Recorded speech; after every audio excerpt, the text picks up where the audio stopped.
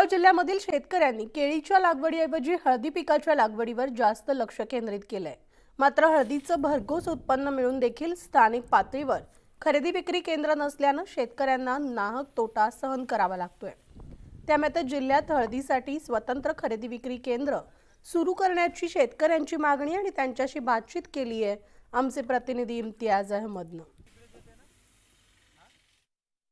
जळगाव जिल्ह्यातील रावेर, यावल, मुक्ताईनगर या तालुक्यामध्ये खूप मोठ्या प्रमाणात हळद उत्पादन शेतकरी आहे। हे दरवर्षी हळदचं खूप मोठ्या प्रमाणात उत्पन्न घेत असतात, परंतु या तालुक्या व जळगाव जिल्ह्यामध्ये कुठेही हळद विक्री केंद्र सुरू नाही आहे। शेतकऱ्यांची मागणी आहे की या ठिकाणी हळद कृषी उत्पन्न बाजार समितीमध्ये सुरू करण्याची शेतकऱ्यांची मागणी आहे। या शेतकऱ्यांना 800 किलोमीटर सांगली या गावात जाऊन हळद विक्री करण्यासाठी त्यांना खूप अडचण येत आहे। म्हणून शेतकऱ्यांनी आता शासनाकडे व कृषी उत्पन्न बाजार समितीकडे मागणी केलेली आहे की त्वरित हळद उत्पन्न खरेदी केंद्र सुरू करावे। आपल्यासोबत काय शेतकरी आहे, आपण शेतकरीकडून जाणून घेऊन नेमकं त्यांची काय मागणी आहे।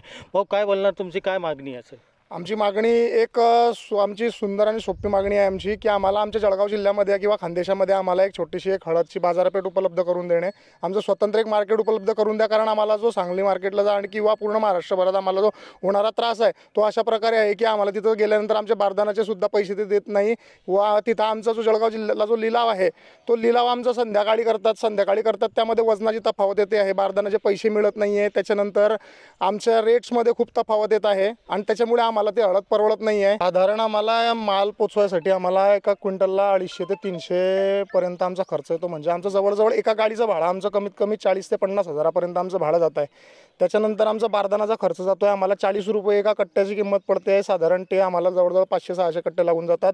आज आमचं जर ते बघायला गेलं तर आमचं 15-16 हजार रुपये कट्ट्यांमध्ये जात आहे, 40-50 हजार रुपये आमच्या गाडी भाड्यामध्ये जात आहे। असं बघायला गेलं तर आमचे 70-80 हजार तर आमचं जे मेन आम्हाला जे मार्जिन मिळणार आहे ते आमचं सर्व याच्यामध्ये निघून जात आहे। मग त्याच्यामुळे आम्हाला काही शिल्लक राहत नाही आहे तिच्यामध्ये। मग असं जर चालत असलं तर मग आम्ही पुढं करायचं काय? इथे कोणतंही मार्केट नसल्यामुळे ह्या शेतकऱ्याने आपल्या गोदाममध्ये इथे हळद काढून ठेवलेले आहे। जर या ठिकाणी जळगाव जिल्ह्यामध्ये कुठेतरी मार्केट हळदीचा उपलब्ध करून दिला शासनाने तर ही हळद लवकरात लवकर शेतकऱ्यांना विकता येईल अशी मागणी या शेतकऱ्यांनी केलेली आहे। इम्तियाज अहमद, न्यूज 18 लोकमत,